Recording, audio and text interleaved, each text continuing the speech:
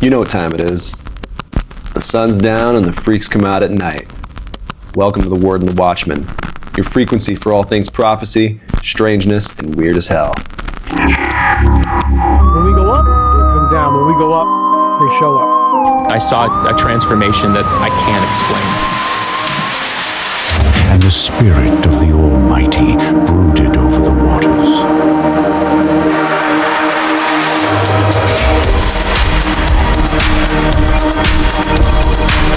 Jesus called it the outer darkness, where there will be weeping and gnashing of teeth.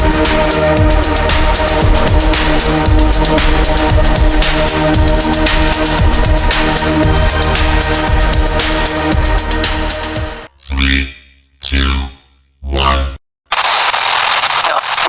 Rosh Hashanah happened yesterday, and Rosh Hashanah, the Feast of Trumpets. yeah, and looks like the rapture never happened. No, not only did it not happen, but if it were going to happen, I wouldn't have made it, I think, because of all the shit I talked about Jimmy Kimmel on the other channel. Probably because I said fuck 5 times yesterday. Maybe it did happen. We're just here still.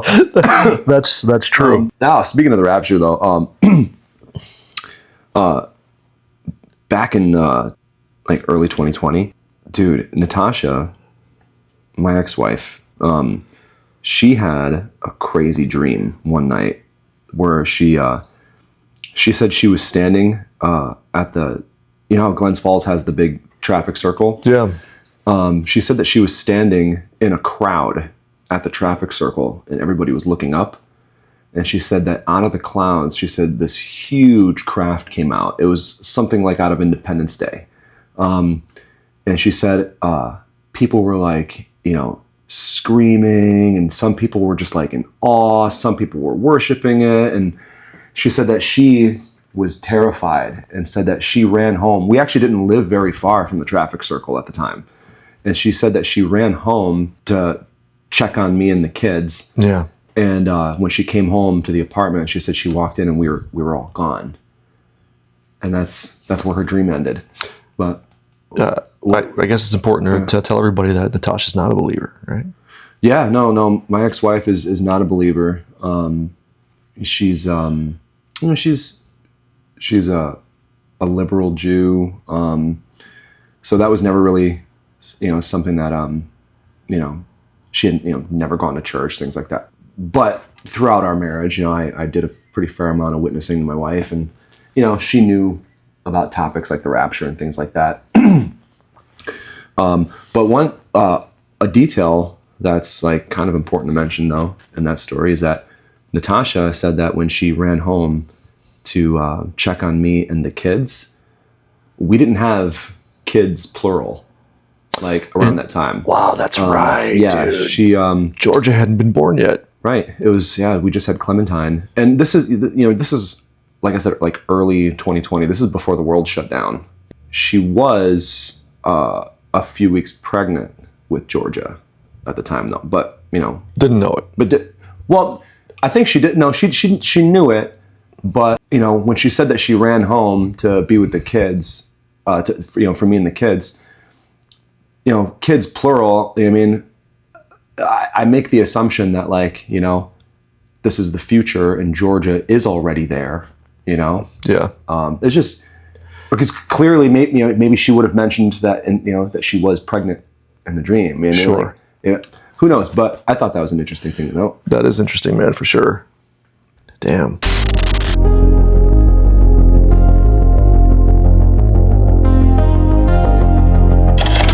You know, I think a lot of people don't realize that there are actually cursed objects, or there are, you know, some items used by the occult that do have something about them that's quite supernatural. It's something you actually do not want in your house. And as Christians, we have nothing to do with them. Oh yeah, I think that even like you know, when you're reading through the Old Testament, you know, people having personal idols, you know, objects of wood and stone. It was punishable by death. Yeah. If you were within the, Israel's borders. Yeah, you know, I'm not that familiar about the details of like some of the idols that people constructed were like they'd have the open mouth for a spirit to go through. Yeah, and exactly. That's inhabit, exactly. but- It was always through like an orifice or something. Yeah, yeah. But the Bible does often mention that, like, at the end of a king's reign, like what they accomplished and what they didn't accomplish, and often it's mentioned how like the kings failed to remove the Asherah poles and the idols in the land and things Yeah. like that. And I think that there was definitely more to that than them just worshiping those things. I think that those things probably had supernatural powers. Those things. Oh yeah, think about that for a second. Of course, the Bible's not emphasizing it because it's fake or just a piece of wood or stone. There is something very demonic and something very sinister about them, which is why it keeps repeating that same thing. You like you said at the end of a king's reign, and they still failed to tear down the high places. Right. I mean, look at the story of when Moses confronted the Pharaoh, and the Pharaoh brought in his magicians, and they too, like Moses, had a staff that was able to turn into a snake. Yeah, no, You know? it's real shit, man. Yeah. So you found something in the basement of a previous place you lived in. Yeah. When I was living in Harrison, this ties into an experience too that you had when you lived there upstairs for a while. But That's right. when I moved into Harrison, I was cleaning out the basement because the previous tenant just left so much crap behind, and I found this like weird white staff. When I remember when I laid eyes on it, I kind of I had never seen like a magician's staff before. It's not something you you just see anywhere. Yeah, it's not look like something fucking Gandalf carried around or something. Right. But I knew that it was. I just knew that it was. Yeah. And I saw that thing, and I almost it felt like the Holy Spirit was telling me right then and there, throw that in the garbage now.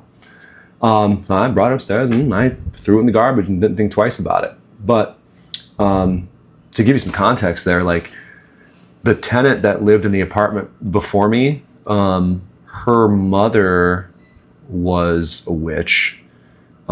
She would show up to visit her daughter in like all this weird garb, like all these different colored robes and all these adornments, and she had a car outside that had like like an ad for her fortune teller business or whatever, like on the outside of the car. Really? Yeah. And I only know about that because Alex lived upstairs for a few years before I moved into the downstairs. So Al was the one who told me about this woman. Yeah. So my assumption was that this probably belonged to her. Yeah. But and like I said, I didn't know what the hell it was up until I laid eyes on it and then just knew what it was and just throw it in the garbage. Yeah.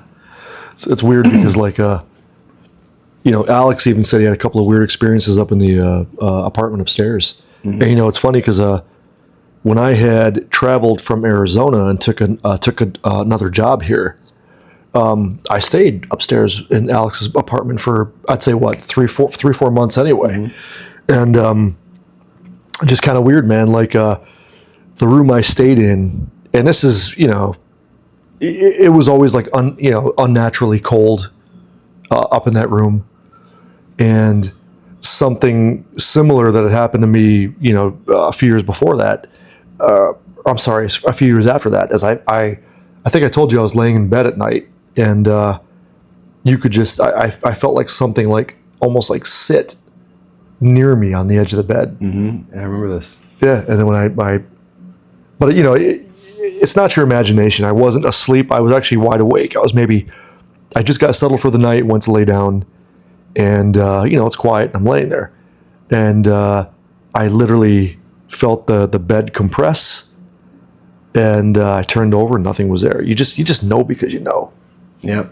I remember Al. Yeah, I remember you telling me that story, and Alex had stories about how because that bedroom was right off the kitchen. Yeah, exactly. And he said that whenever he got up really early in the morning, getting ready for work, he'd be in the kitchen making a pot of coffee, and he would feel like he was being stared at from that room. Hey man, do you remember years ago when we still used to go to the Assembly of God in Saratoga when Pastor June was still the pastor? Yeah, yeah. I sang in the choir. That's right. You dated his granddaughter. Yeah. Yeah. Remember, I drew that advertisement for the fundraiser for the roof for them. That's right, for the youth roof. Yeah. Yeah, it's funny.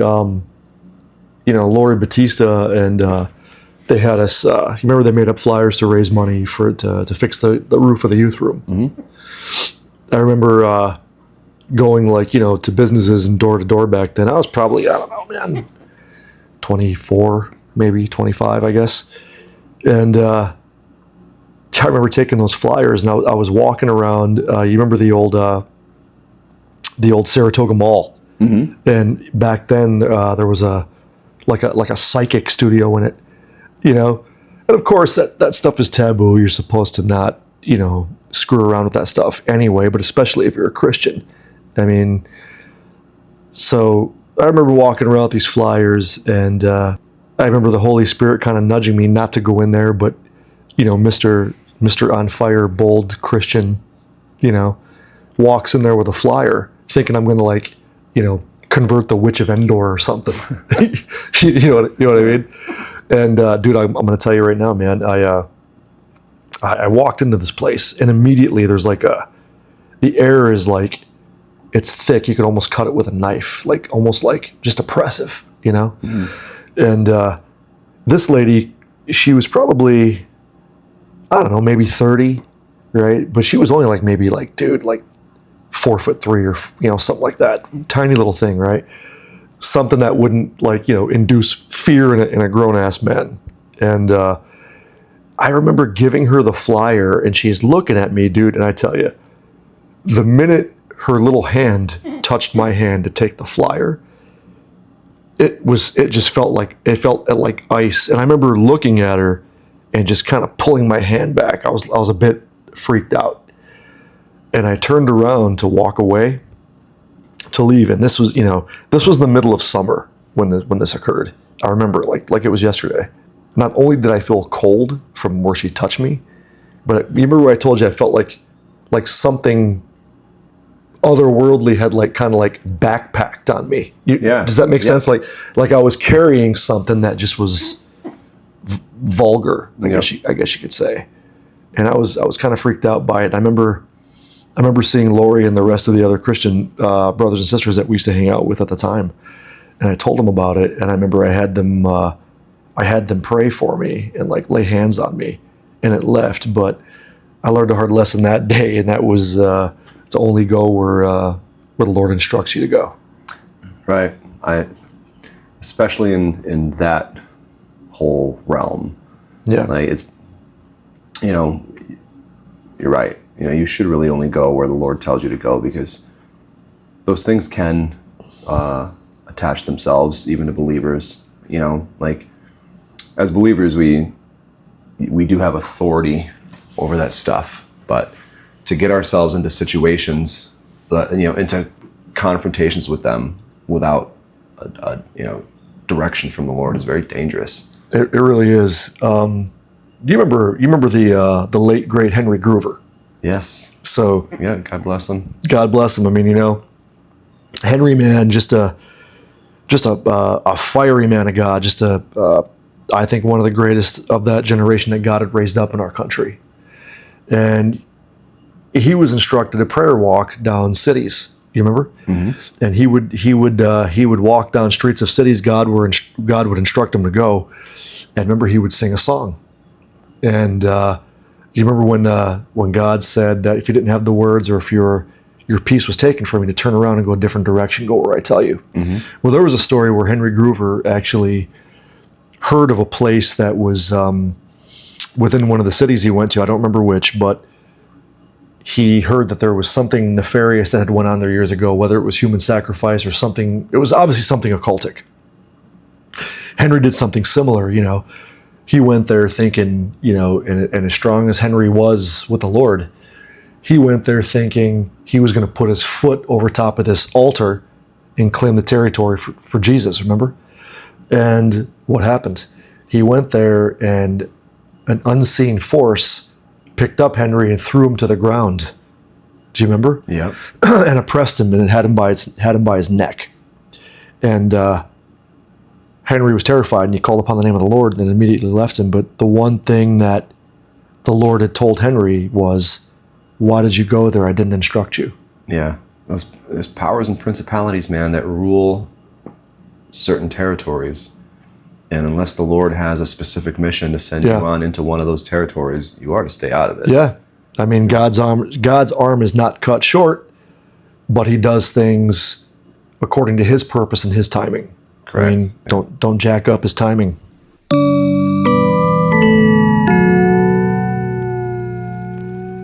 Man, dude, there was a story that you told me when I was like 10 years old that I still think about to this day. Which one? It's when you told me the story about that dream you had on the playground. Oh, the dog. With the dog, yeah. Yeah, you know what's funny is I'm going to be 49 years old this year, and that dream still disturbs me to this day. So, yeah, I don't know if you remember, but do you remember when you guys were little, you and Ed, when I would take you guys to the really big playground that was probably about a block and a half from where we lived in Nuremberg, Germany? Yeah. Do you remember that? I remember that playground very clearly. I had this pirate ship I used to like playing on. Yeah, dude, exactly, right? So, dude, I must have had this dream, I don't know, I was probably like 11 or 12 maybe, right? Again, living in quarters in Germany, that weird-ass house, right? But, dude, I had this dream that I was I was at that playground in the dead of night. In Germany, that playground, on the sides of it where all the houses were, it was always lit up in that weird fluorescent orange light. I remember, yeah. Right? But I remember walking through this playground at night, and the matter of fact, the pirate ship was there, right? And from a distance, I seen this dog running full speed towards the park, towards where I was standing. And if I had to describe the dog, it was almost like it was the body of like a boxer. It almost had like that typical boxer look, where it was almost like a brownish caramel color. It was coming closer and closer, and I had this overwhelming sense of like danger, that I was in danger. And I remember climbing up on the ladder of that pirate ship. Remember, there was a slide and there was a pole that kind of went down, right? So I remember climbing up the ladder because there was no way a dog could climb up a fucking ladder, right? But it got closer and closer, and the dog ran up the slide where I was standing. And it was very large. It stood in front of me. But the dog had this grotesque human face and these horrible teeth. But the worst part about the dog was its eyes. It was these yellow human eyes. They weren't glowing. They were just these sinister yellow pupils that were staring at me, and I was terrified. And the dog, it smiled, and I immediately woke up. Wow. I still think about that story to this day. Dude. Isn't it funny how when you have personal encounters like this and you're describing what it is that you're looking at, Yeah. how it's always a combination of things, like, oh, it's a dog with a human face, right? Right. And then you read the book of Revelation, and John is describing these demonic beings Yeah. as like hybrids of some Sure. kind. You know what I mean? Like Sure. the face of a man and the hair of a woman and the teeth of a lion. Yeah, I mean, do you know what's funny is when it talked about the face of a man and the teeth of a lion, that's kind of what it looked like to me, with a like a boxer's dog's body. Yeah. Right. But it's you can find that theme all throughout. I mean, look at the Book of Giants, look at the Book of Enoch. Right.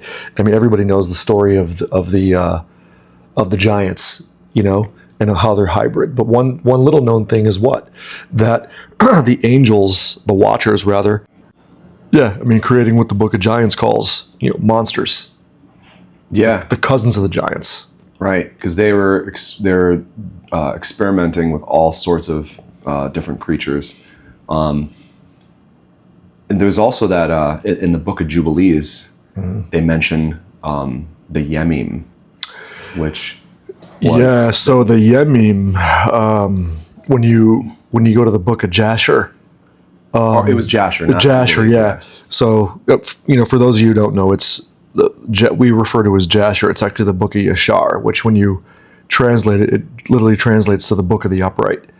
And fun fact, the Bible actually refers to it and actually recommends you read it for more information. Right. It does actually fill in the gaps in a lot of the Bible stories, because the Bible reads as episodic. Correct. You know? It assumes you already know what it's talking about. Yes. Yeah. Yes. And the book of Jasher fills in the gaps with additional details. So. Right. Yeah. So yeah, we ended up not staying behind with the band that night, and Did you guys have a good turnout? yeah. It was in this place called Campbell, East Campbell. It was in New York. It was a couple hours away. So it was easy for me to drive home. It was only like a 3-hour drive, but they stayed behind. I was gonna say I've never heard of Campbell. I've never been there. No, it was an interesting show. But yeah, it had a really good turnout though. I decided to drive home that night, leave the band there. They were gonna just grab a hotel, and this is about 2:00 in the morning. I'm on the road, and Jamie was with me, and she's sitting in the passenger seat, and she's like dozing in and out. She's tired. But I was driving on 787.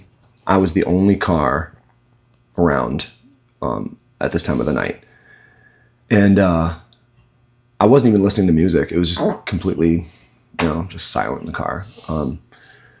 But I had this like weird thing happen where I saw this like light up behind me in my rear view, and I thought, oh man, maybe I'm being pulled over for something. But it was just one light, almost like a spotlight, but it was Like a high beam?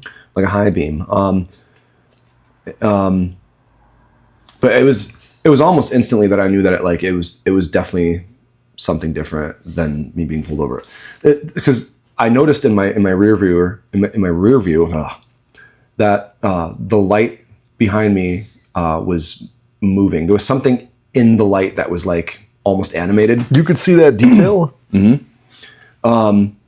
And it moved very fast to the left side of me, and then it sped past me so quickly, and in an instant it was just like it was way ahead of me, and Jamie saw that too, and when it passed me, I yelled out like, "Oh, what the f-?" And we both thought at first it was a truck because it was really loud when it sped past me. Yeah. But at first we thought it was a truck. When it was ahead of me, it was still just one light on the back. So it's not like they were tail lights. I mean, there weren't two lights. It was one light. Yeah. It could not have been a car with like, a tail light out. Or a drone or something, right? No. And she thought it was a truck at first too. And well, she still does actually. But when it was ahead of me, it was there for a couple of miles, and I could still, even from the back side of it, I could still see that the light was a bit animated. There was something like glittery almost about it. And then there was that big bend when you're coming off of 787, where it was so far ahead of me that it went over the bend first and then was gone. And as I followed around the bend, it wasn't there anymore. And I told Jamie, I was like, Jamie, I think we may have just seen a UFO. And she's like, no. She's like, I think that was definitely a truck. And I was like, well, if it was a truck, Jamie, like we would have, seen more than the one light. Not only that, but it passed you so quickly that by the time you came around the bend, it was gone. Yeah, I was like, yeah, all those details. And I was like, not only that, I was like, but the light was at eye level. I was like, it's not like it was like, above us or anything like that. And she's like, no, I definitely think it was either a truck or just a car just like passed you real fast. I was like, I don't think so. But yeah, that was that experience. Dude, I remember when you told me that. You remember the next day you and I checked the police blotter reports and we checked the news. Remember, we checked any if there was anything papers or on the radio or anything like that. Yep. So there was nothing. Yep, there was nothing. And this was recent. This was back in June, so just a couple months back. Yeah. So that was my most recent experience. Kind of weird.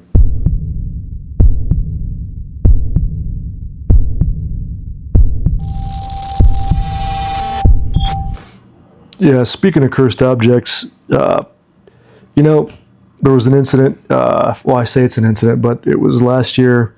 Felicia and I went to a kind of like a rummage sale, right at the Elks Club across from Stewart's. Yeah, I know where that is. Yeah. Yeah, right off a ridge. Yeah. Right, and a lot of useless junk, of course. I'm the guy that likes to go look for. I like tools, old tools. I usually, whenever I go to a garage sale, I look for old Bibles.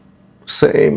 Because I don't like seeing like an old Bible, go to waste. I don't like seeing it laying in the grass. Bro, same. Doesn't it make you sad? It does. I've got quite a collection actually of really old ones. I've got one from the early 1900s. That's so sick. Yep.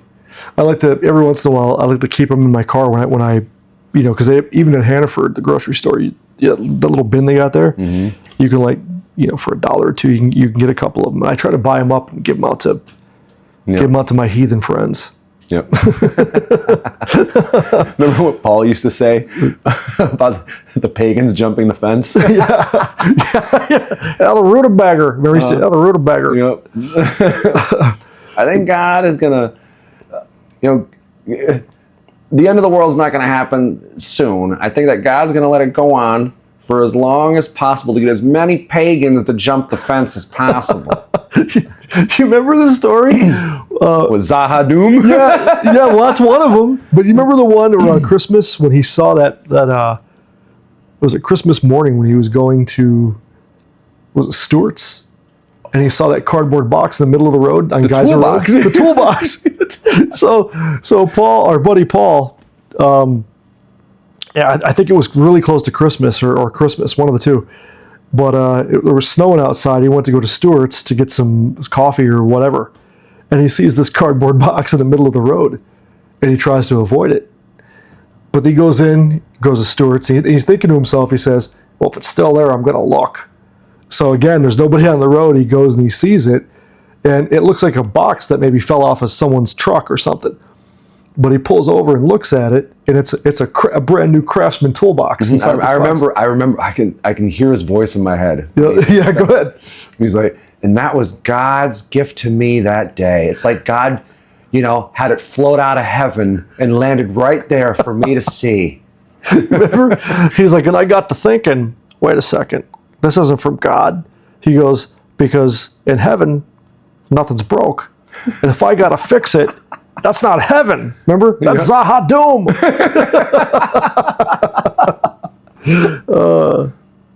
But yeah, going back to that rummage sale at the Elks Club there. Felicia and I are looking around and stuff, and there was off to the side of one of the merch tables. There was like a bin of free things.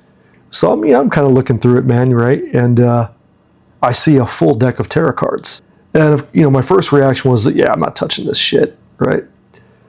But I'm walking away, and I told Felicia the story. The Spirit of the Lord actually told me, take those cards and get rid of them at the nearest trash can. And like a dumbass, I didn't do it. I thought I had time. I was too busy looking around, and I came around one of the other tables. And as soon as I looked up, some lady, I clearly watched her, picked up the cards and take them with her. And I instantly felt convicted because I disobeyed God for one, and who knows the damage or what was invited into her home because of my disobedience. Yeah. Wow. I do regret it. Yep.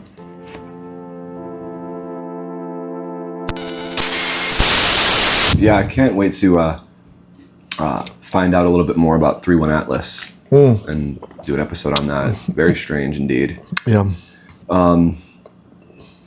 Speaking of UFO type stuff again,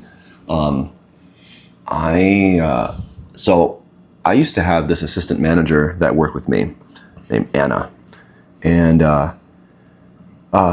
she used to love talking about UFOs because she told me that she's had personal encounters. One day she shared with me this one story that blew my mind, where when she was a little girl, she was on the playground with friends, and she was told to be back home at a certain time, and she lost track of time or whatever. She's on this playground, and she said that her and her friends saw this ship come out of the sky and come towards where they were at the playground.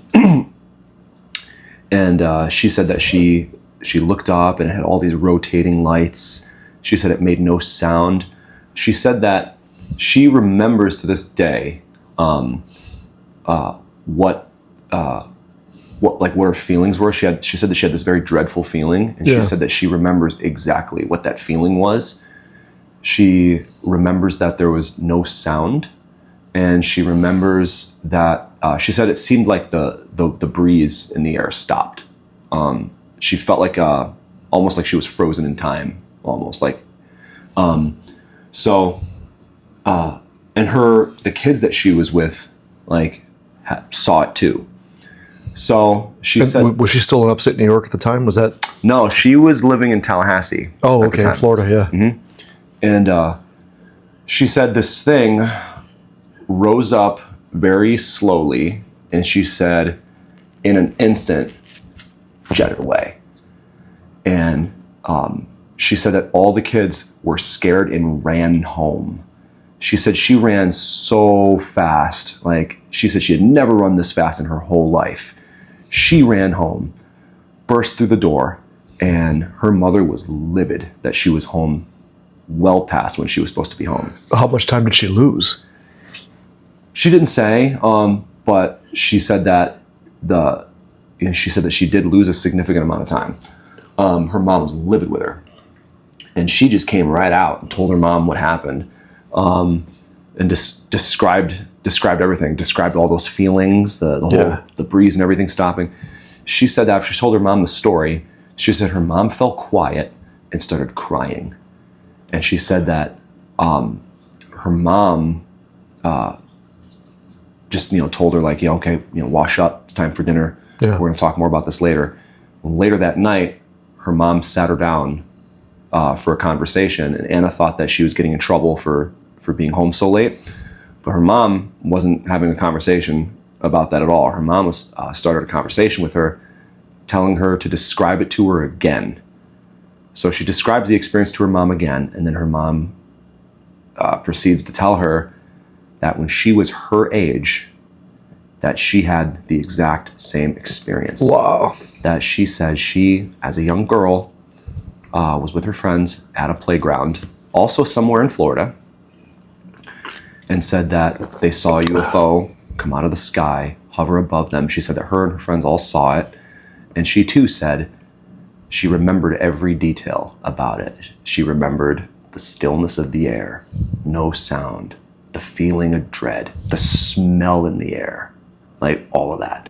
I thought that was a very, very interesting story, especially, because there's this common thread that runs through a lot of UFO witness stories where they oftentimes it's generational. Abductions are very generational. In fact, the late Carla Turner talks a lot about it. I have heard that, actually. Yeah. It's almost like they're keeping tabs rather on a product.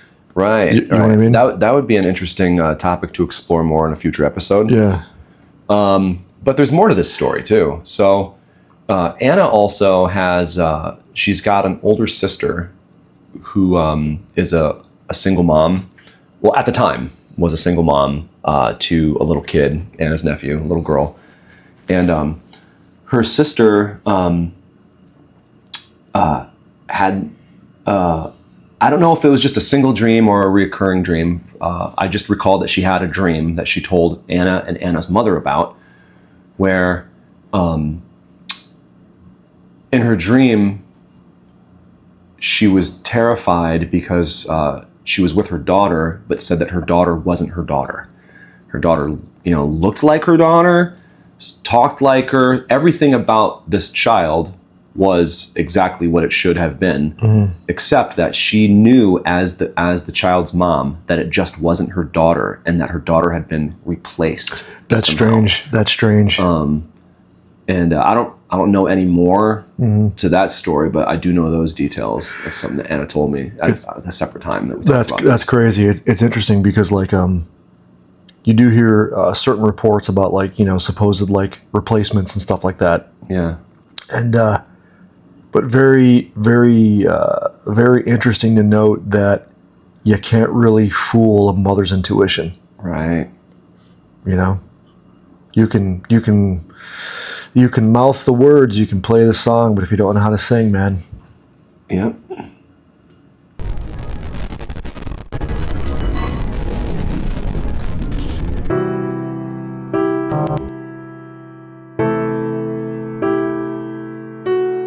Thank you for making us your destination tonight. Drop us a comment and make sure to check out Spike Life EDC for sick gear reviews and men's lifestyle.